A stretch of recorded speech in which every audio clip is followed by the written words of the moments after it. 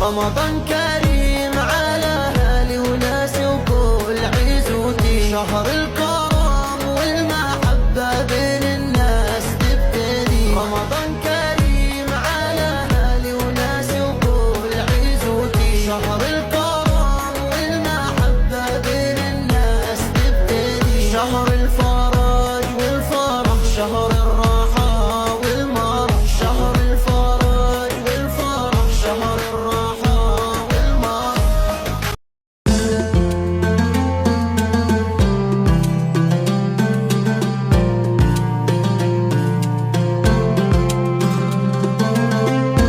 مرحبا، رجعت لكم بعد الإفطار، بعد ما ساعدنا ماما ترتيب المجلة بعد الإفطار. تعالوا نشوف البيت ما شاء الله تبارك الله بعد ما أفطرنا. أنا وأخواتي شام وجدي قررنا نساعد ماما. تعالوا.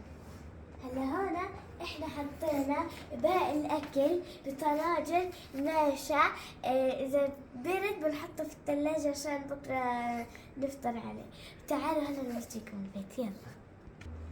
وبعد ما نظفنا المطبخ والقعدة قررنا نبخرهم، والريحة كتير حلوة. هلا بعد الترتيب والتنظيم سكرنا المطبخ، لأنه رح نتعاقب اللي بيفتح المطبخ، يا ويله. من هون للسحور بس بإذن ماما بنروح على المطبخ، لأنه كتير بتتعب.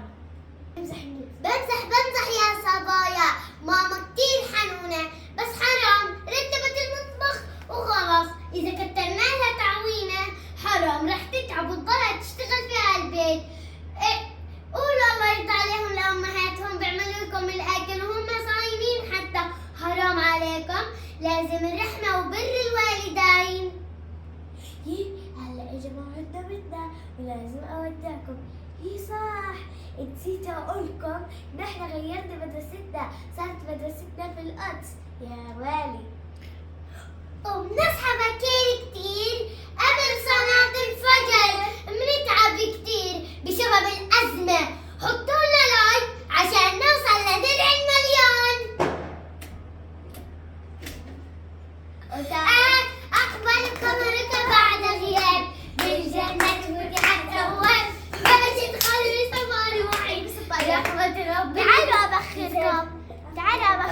يلا تصبحوا على خير. هيك سكر المطبخ والقعدة، بس نسيت أقولكم لازم تحطوا لايك وشير لأنه زعلتوني منكم.